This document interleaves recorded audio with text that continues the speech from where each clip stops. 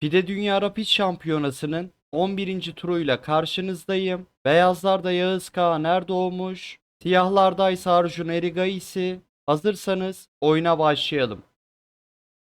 E4, C5, Sicilya savunması, at F3, E6, Fransız varyantı, G3, G2 karesinde fili için yer açıyor, at C6, fil G2, fianchetto yapısını oluşturdu, at F6, ver E4'ü, D3, E4'ü desteklerken filin çaprazını açıyor, D6, rakibinin E5 ile merkezden ilerlemesini engellerken filin çaprazını açıyor, kısa rok, şah güvenliğini sağladı, file E7, rok hazırlıyor, C4, Maroksi piyon yapısını kurarak rakibin D5 ve B5 sürüşlerini zorlaştırıyor. Ancak bunun bedeli olarak D4 karesi zayıflıyor ve Erigaisi bu kareye bir at yerleştirme fırsatı elde edebiliyor. Kısa rok, şah güvenliğini sağladı.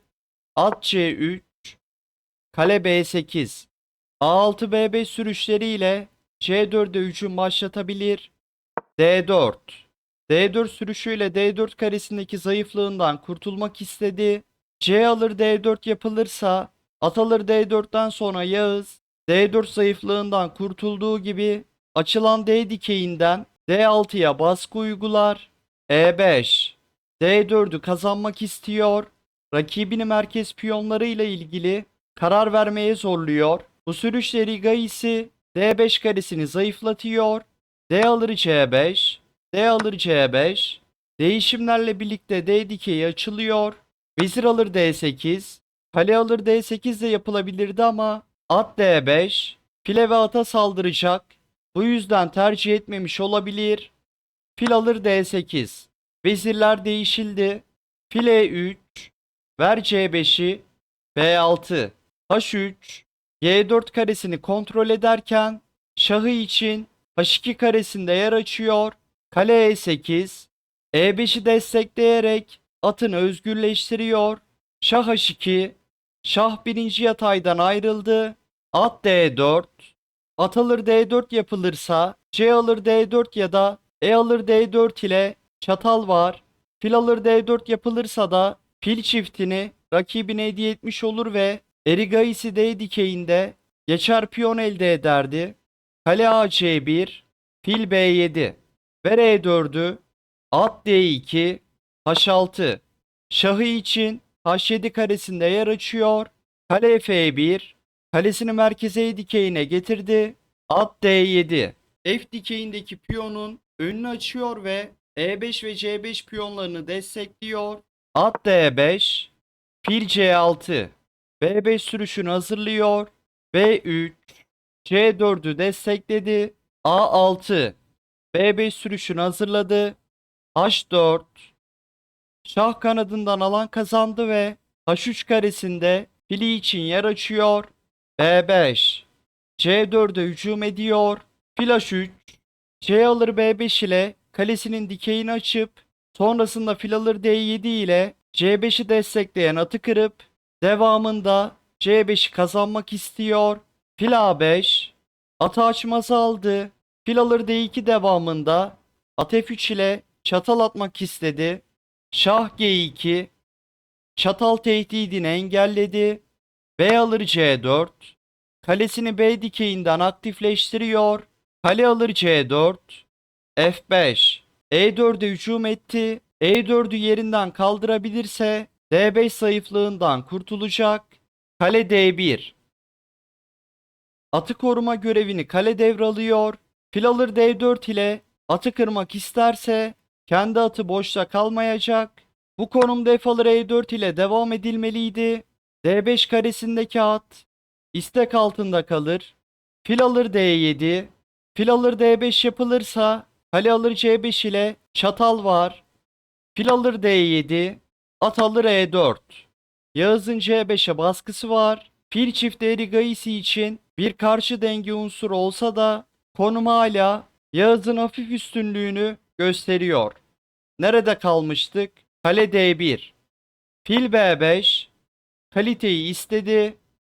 Fil alır D4. F5'i destekleyen atı kırıyor ve kaliteyi bırakıyor. Bu konumda fil alır C4 ile kale alınırsa at alır C4. Fili isteyerek gelir. C alır D4 ile fil alınırsa at alır A5 de olabilir ya da fil alır F5. Fil ve at istek altında. Yağız Kağan kaleye karşılık iki hafif alet ve fazladan bir piyonu olurdu. Nerede kalmıştık? Fil alır D4. E alır D4. Fili kırıyor. Fil alır F5. Çift ünlem. Fil alır C4 ile kale alınırsa at alır C4. Fili isteyerek gelir. Sonrasında at ve fil istek altında kalacak. Fil alır D2. Kaleyi destekleyen atı kırıyor. Kale alır D2 yapılırsa fil alır C4 ile Erigayisi kalite önde kalır. Fil alır D7.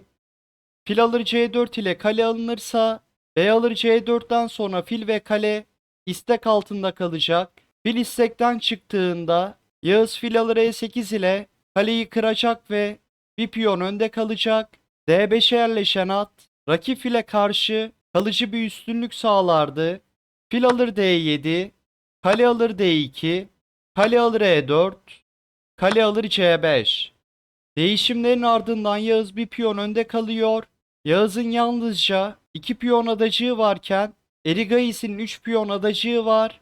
Üstelik A ve D dikeylerinde ayrık piyonlarla oynamak zorunda.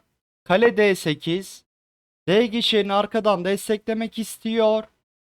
At F4. At F4 karesinden kritik kareleri kontrol ederken D geçişinin ilerlemesini de etkili biçimde engelliyor. Fil B5 kalesinin dikeyini açtı. Fili aktifleştirmeye çalışıyor. A4 filin aktifleşmesini engelliyor. Fil E8 kale C7 kale 7. yataya indi. Fil F7 ver B3'ü B4 kale E1 A ve B piyonlarını arkadan baskı kurarak ilerlemelerini engelleyebilir. H5 G7'yi yerine sabitliyor ve ileride at G6'ya yerleşebilir. Kale B1 ver B4'ü kale E2 Yağız piyonu korumakla ilgilenmiyor. Matağı kurmayı hedefliyor. D3 tempo ile geçeğini sürdü.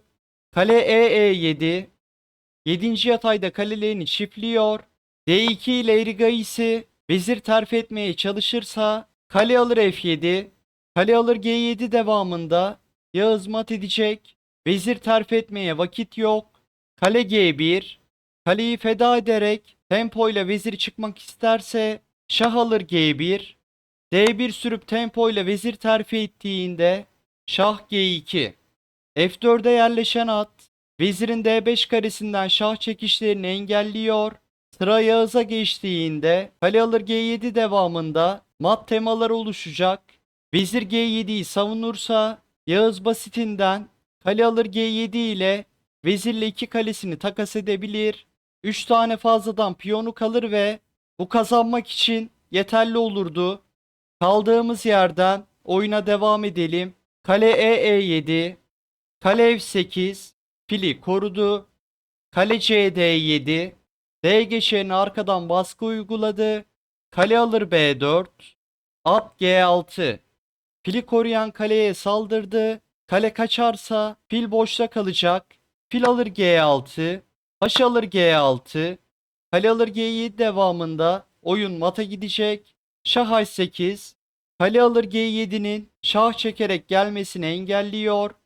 Kale alır G7. Hamle sırası Yağız'da olsaydı 2 hamlede mat ederdi. Bunu size bırakıyorum. Cevabı yorumlara yazabilirsiniz. Kale C8.